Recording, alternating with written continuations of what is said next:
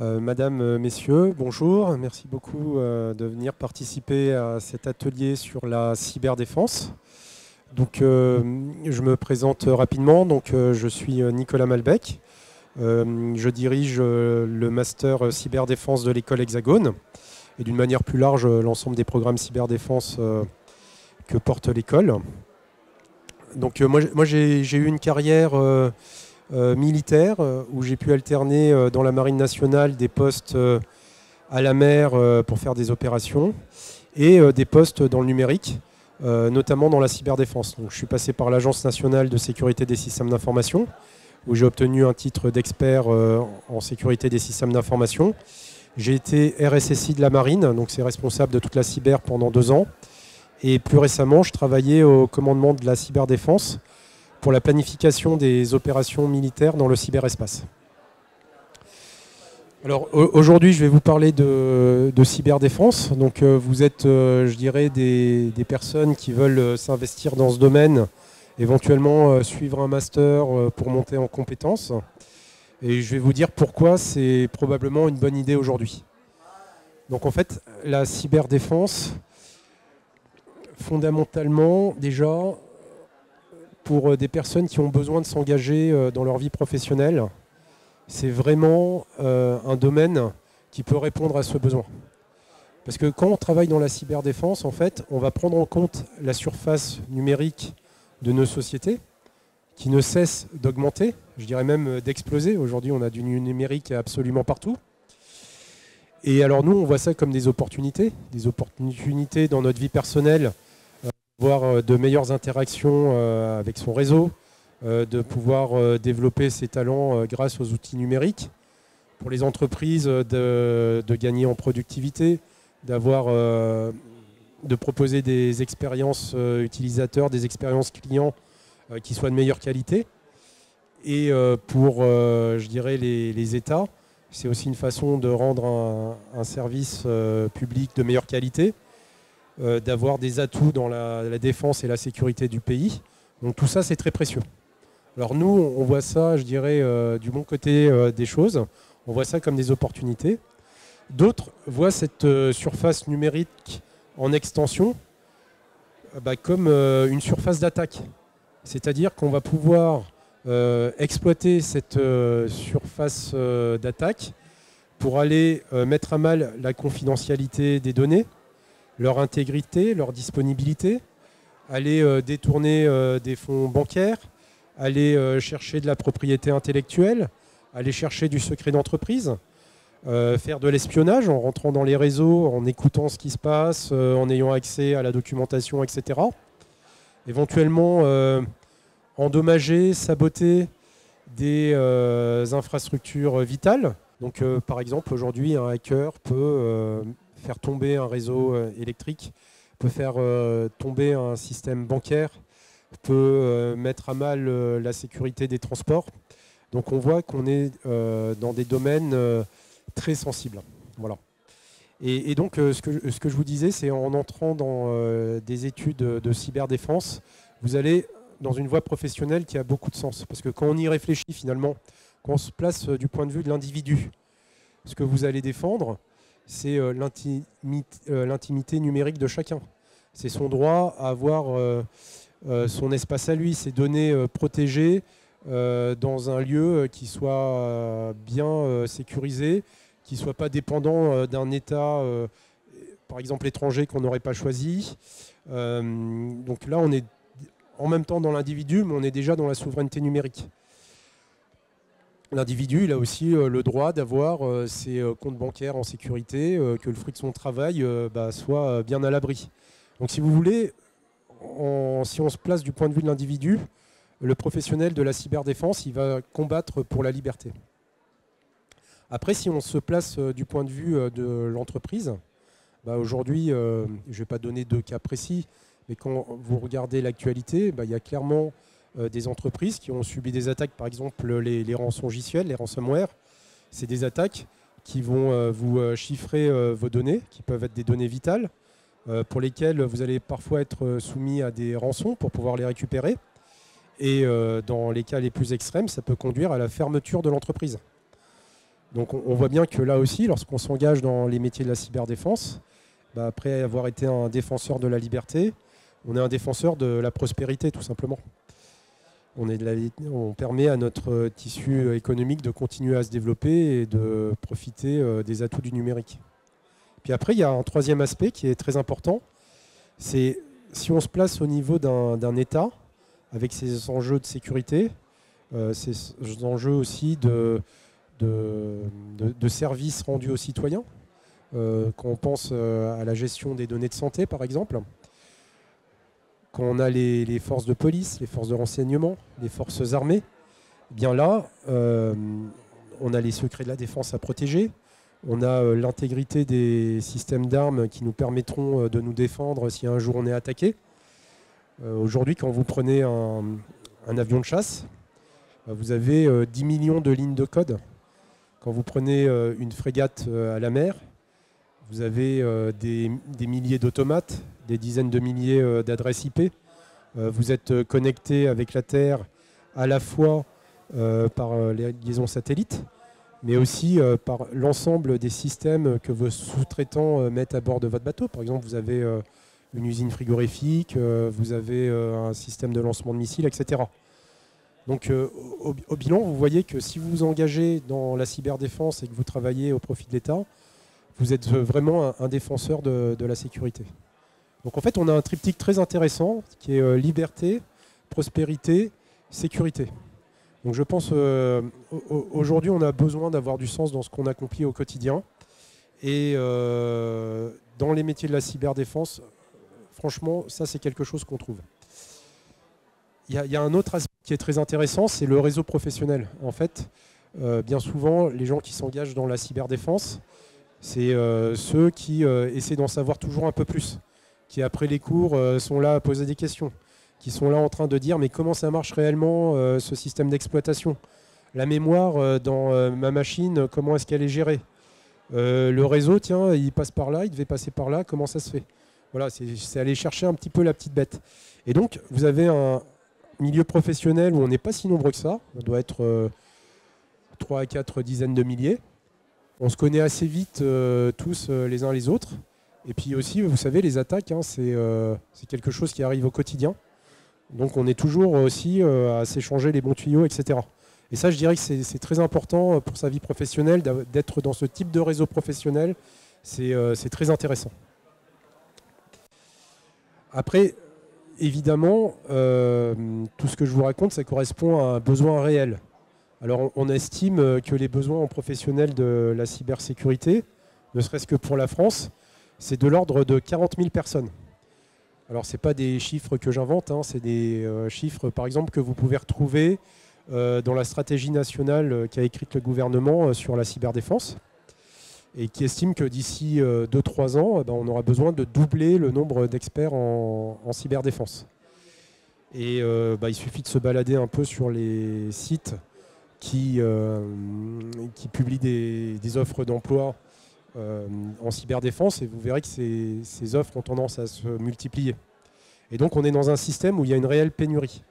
Donc aujourd'hui, je dirais, nous les écoles, hein, là je parle au nom de l'école Hexagone, mais c'est vrai pour beaucoup d'écoles, on est aussi très sollicité pour répondre à ce besoin. Et donc ça veut dire qu'il faut qu'on soit capable de faire un terrain favorable pour que les professionnels de la cybersécurité, de la cyberdéfense, puissent transmettre ce qu'ils ont appris. Et donc, nous, ce qu'on leur dit, c'est important de venir enseigner à l'école, parce que vous êtes dans des entreprises dans lesquelles vous êtes hyper sollicité. Donc, vous n'avez pas le temps de venir enseigner. Donc, finalement, vous n'avez pas le temps de préparer la relève. Nous, ce qu'on a fait, c'est qu'on a quand même passé beaucoup de temps avec ces professionnels de la cyberdéfense, avec les responsables en entreprise, en disant c'est important que vous nous détachiez vos meilleurs éléments pour qu'ils puissent former les experts de demain. Et donc, à l'école Hexagone, on a ces professionnels qui sont très occupés dans leur vie professionnelle, mais qui vont prendre le temps de venir vous transmettre leurs connaissances pour tout simplement que le système puisse en sortir, je dirais. Voilà. Alors après, je ne vous l'ai peut-être pas dit en introduction, mais si vous voulez m'interrompre pour poser des questions, n'hésitez pas. Ça sera avec plaisir. Donc là, on a un peu dressé le panorama de la cyberdéfense. Peut-être ce qui va vous intéresser maintenant, c'est de savoir plus concrètement quels sont les métiers qui peuvent correspondre. Donc pour voir ça, moi je vous propose qu'on voit un petit peu de manière chronologique dans la vie d'un système d'information. Donc déjà, avant toute chose, avant même que le système d'information existe, il va falloir le concevoir. Et donc là, il y a des métiers qui vont tourner autour de l'architecture cyber, l'architecture des systèmes d'information, de la sécurité des systèmes d'information.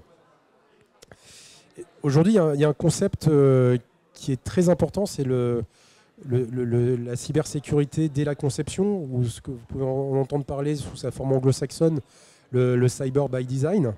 C'est-à-dire que ça sera toujours plus facile de conserver en sécurité un système pour lequel la sécurité a été prise en compte dès le départ, plutôt que de ramer à essayer de rattraper le coup une fois que le système est lancé.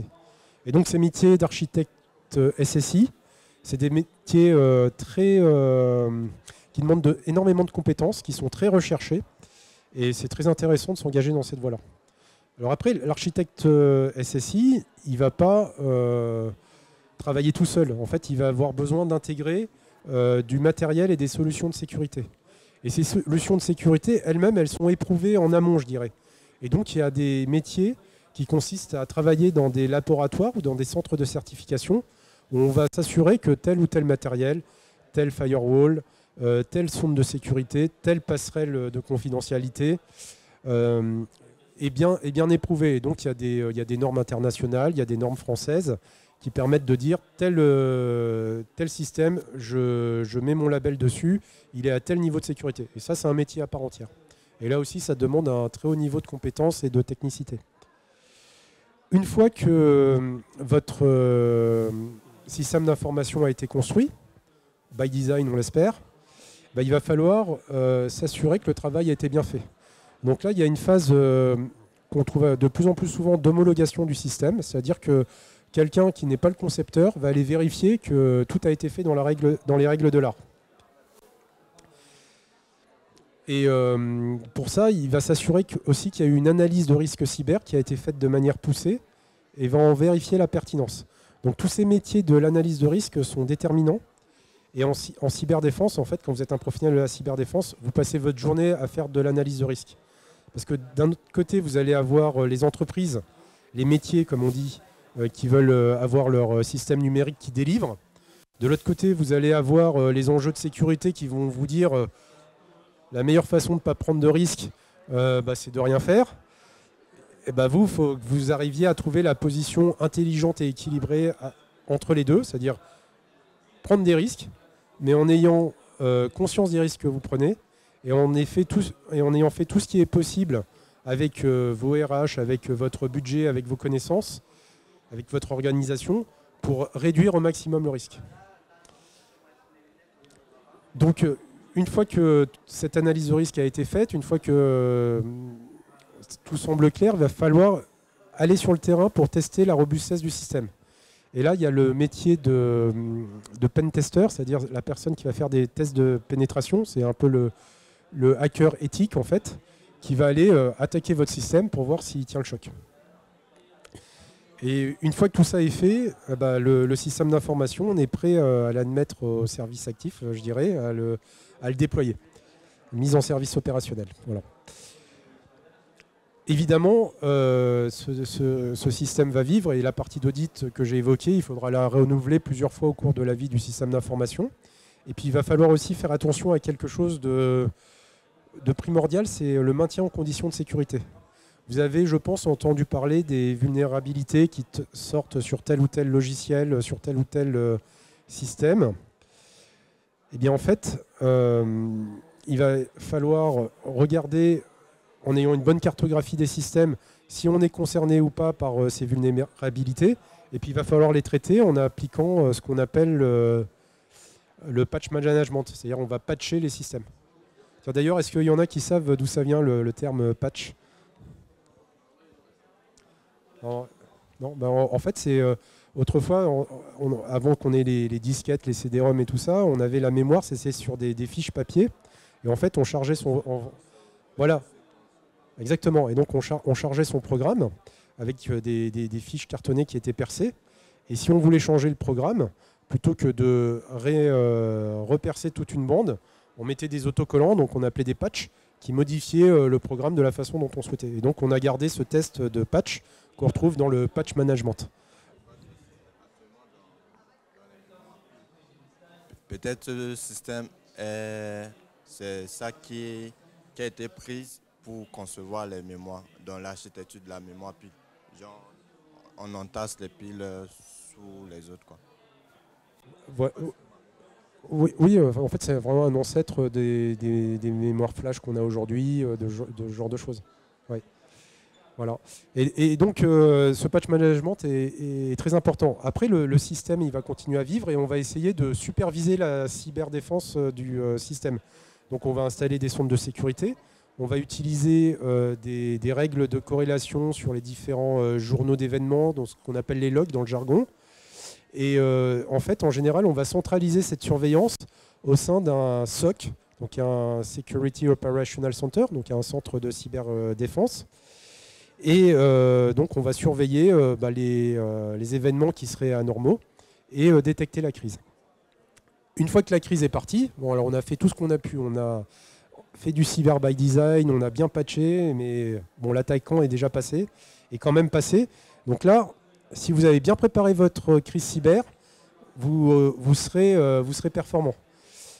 Donc pour ça, ça veut dire avoir une organisation préparée, avoir des équipes qui sont capables de se déployer sur le système d'information pour faire du prélèvement numérique, puis de l'investigation numérique. C'est regarder avec les traces numériques, qu'a fait l'attaquant, qu'est-ce qu'il a utilisé comme outil. Il va falloir aussi gérer la crise dans ses aspects, je dirais, humains et médiatiques. C'est-à-dire que vous avez un problème très grave à gérer, il faut lutter contre l'attaque. Mais en même temps, il y a les gens des métiers qui vont vous dire « Attends, moi j'ai besoin de récupérer mon système ». Vous allez avoir la direction qui va vous dire « Bon, c'est quoi ce bazar dans combien de temps je vais m'en sortir ?» Donc vous, et ça on va vous l'apprendre à l'école Hexagone, on va vous apprendre à gérer votre stress. C'est-à-dire que vous allez avoir des équipes et vous allez devoir leur apporter de la sérénité. Donc il va falloir encaisser le stress qui vient de l'extérieur. Donc j'ai pas évoqué non plus le cas de la communication, donc de la communication de crise, que ce soit en interne dans l'entreprise ou en externe vis-à-vis des médias. Donc vous allez devoir apporter de la sérénité à vos équipes pour qu'elles puissent travailler efficacement. Vous allez devoir gérer le stress qui va vous arriver de l'extérieur. Et puis, vous allez être un technicien, mais en même temps, il faudra que vous soyez capable d'exprimer avec des mots simples et compréhensibles par tous des enjeux techniques qui, eux, pour le coup, sont très compliqués. Voilà. Donc nous, par exemple, à l'école Hexagone, on vous fait un exercice de gestion de crise qui dure une semaine et durant lesquels on va vous stresser un petit peu, vous mettre en état de fatigue. Vous allez avoir des défis techniques à relever et en même temps, il y aura des acteurs qui viendront jouer tous les rôles, je dirais perturbateurs, mais qui sont dans leur bon droit aussi, pour vous apprendre à faire une vraie gestion de crise cyber. Voilà. Alors, très bien. Là j'entends dans la salle quelqu'un qui me parle de résilience. C'est vrai que la résilience, c'est une notion essentielle en cyber. Et tout le travail qu'on a fait en amont pour résister à une attaque, ça va contribuer à la résilience. Un aspect important de la résilience en gestion de crise, c'est une fois que vous avez identifié ce qui s'était passé, il faut que vous soyez en mesure de restaurer vos systèmes et aussi d'assurer le mieux possible la continuité du service. Donc il y a tout ce qui est rédaction de plans de continuité d'activité, de plans de reprise d'activité et la mise en œuvre de ces plans qui est importante. Alors c'est un exercice très difficile parce qu'on a beau tout prévoir, le jour de la crise c'est très dur, mais je dirais que c'est encore plus dur si on n'a pas un petit peu anticipé tout ça. Donc là on a fait un beau panorama des métiers de la cyber. Peut-être qu'on peut aussi insister sur l'aspect sensibilisation et formation. Quand vous êtes un professionnel de la cyberdéfense, il faut que vous soyez capable d'expliquer les enjeux aux gens de votre entreprise, de votre institution. Et ça, vous allez y passer beaucoup de temps. Et puis, comme je le disais, si les professionnels de la cyberdéfense ne s'engagent pas dans la formation, on aura du mal à produire les talents dont on a besoin. Donc la formation aussi, c'est quelque chose d'important. Et puis après, il y a la recherche aussi pour ceux qui sont intéressés par la recherche. C'est aussi des métiers très importants. Donc voilà, j'ai essayé de vous donner un peu les enjeux de la cyberdéfense aujourd'hui, de vous dire concrètement quels étaient les métiers que vous pourriez exercer derrière. Si vous avez des questions, bah, je suis tout à fait prêt à y répondre.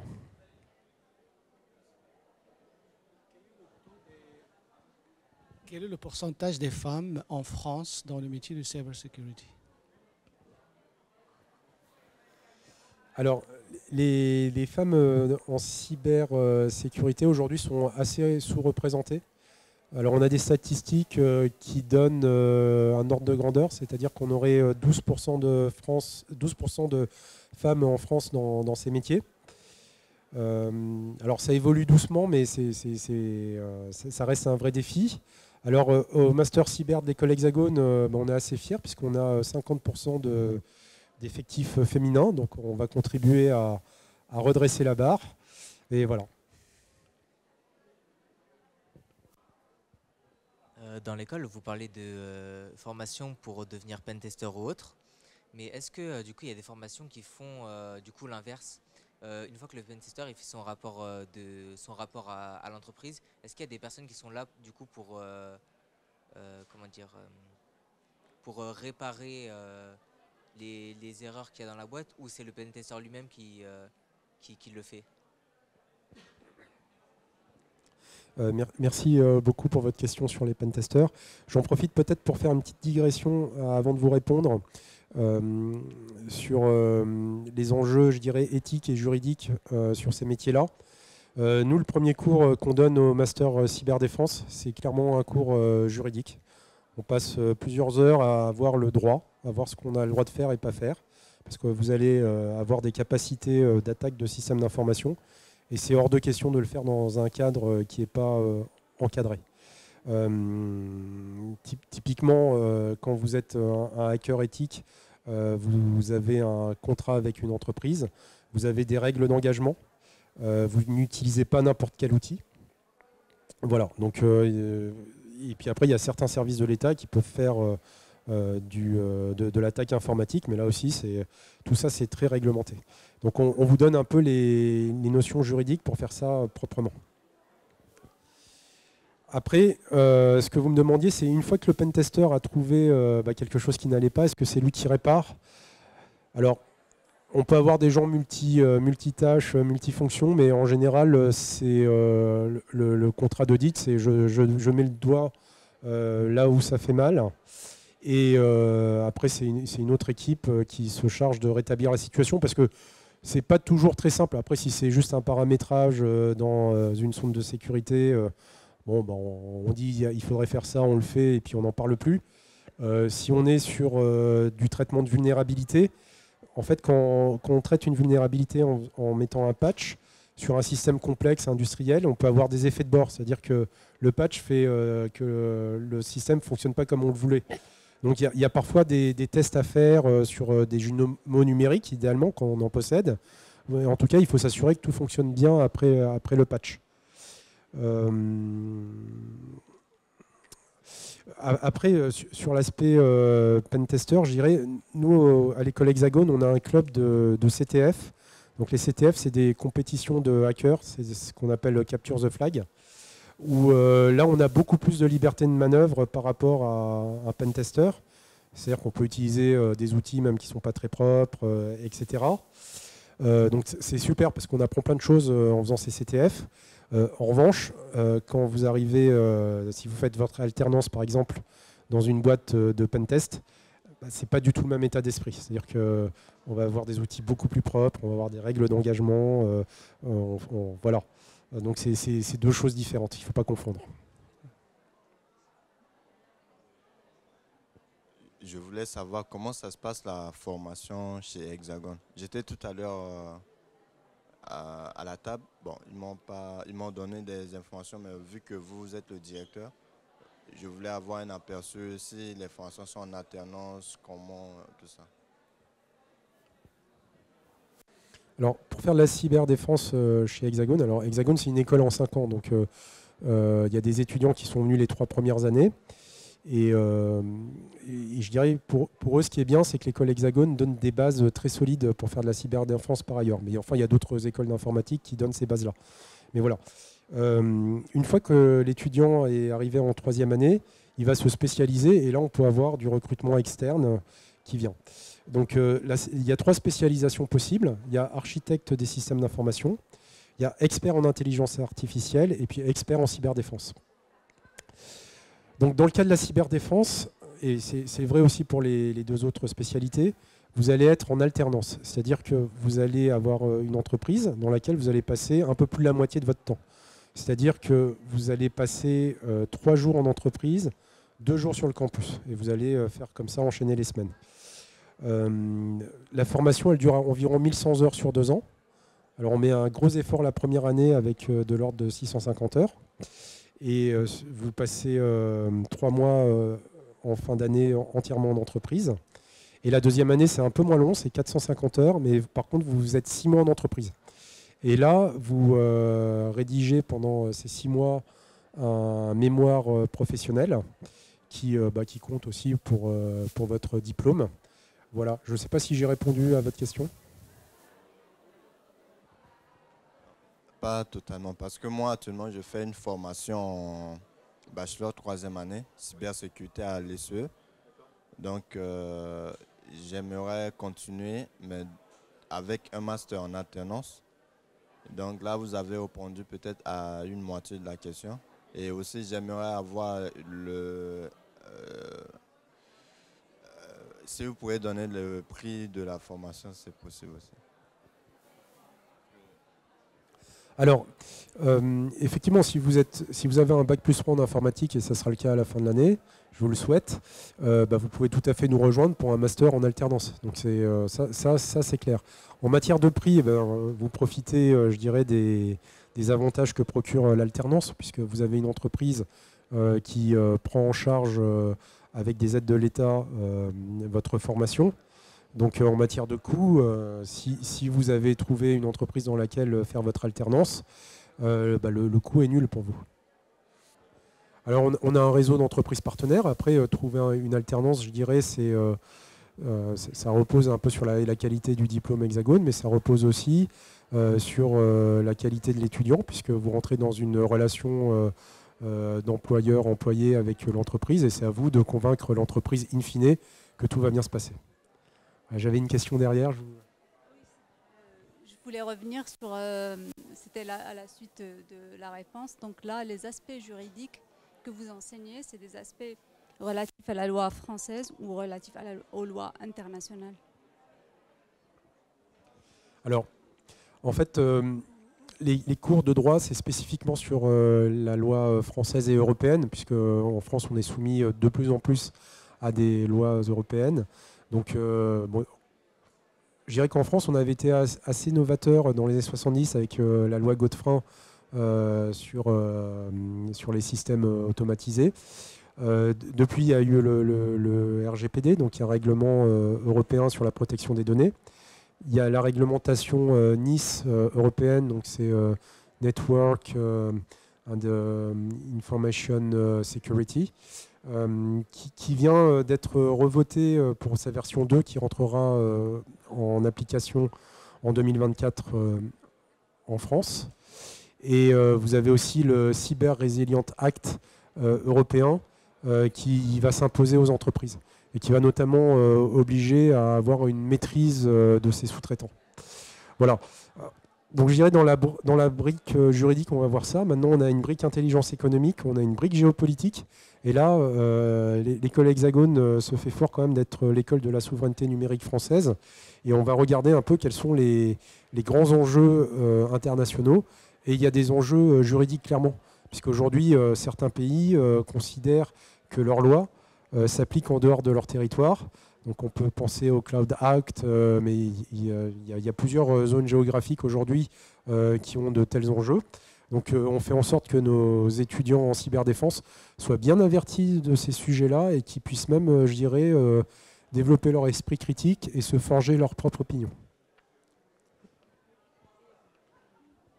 justement, j'enchaîne sur ça, par rapport au cloud. Est-ce que vous avez, vous faites un zoom par rapport à la sécurité concernant le cloud, parce que maintenant on s'oriente de plus en plus vers dans les systèmes d'information des différentes entreprises, on va plus s'orienter dans ce domaine-là. On va sortir un peu du cadre de l'architecture à la création de la boîte ou l'existant de la boîte et plus aller vers le cloud.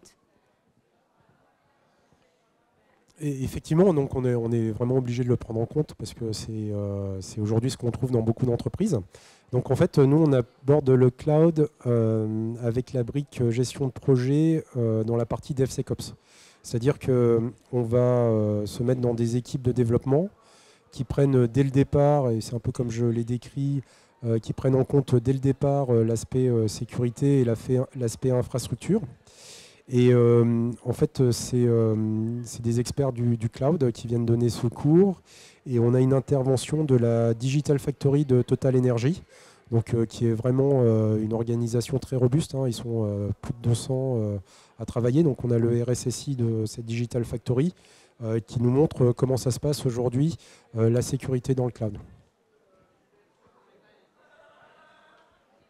Je voulais savoir si l'école est proposée de passer certaines certifications autres, telles que CEH ou l'OSCH ou pas. Alors, les écoles vous préparera pour ces certifications. Maintenant, vous ne les passez pas au sein de l'école. En général, c'est des certifications qui sont demandées dans les entreprises. Et soit vous pouvez le passer dans le cadre de votre alternance, soit dès votre premier emploi, en fait, on ira... je pense que vous aurez la possibilité de passer ces certifications-là. On a le cas d'étudiants qui le passent par eux-mêmes aussi, qui se disent bon, bah, j'ai envie de le passer. Et on a quand même certaines certifications. Là, par exemple, en cyberdéfense, vous aurez une certification Storm Shield qui est reconnue. Hein. C'est une filiale d'Airbus qui est experte en firewall. Voilà. Donc, d'une manière générale, vous serez prêt aux certifications. Dans la majorité des cas, vous les passez soit dans le cadre de votre alternance, soit en arrivant dans votre première entreprise quand vous êtes diplômé, soit vous les passez par vous-même. Écoutez, merci beaucoup pour votre attention et puis n'hésitez pas à rentrer en contact avec moi si vous avez besoin de plus d'informations. Et puis on a toujours le stand Hexagone sur le salon. Merci.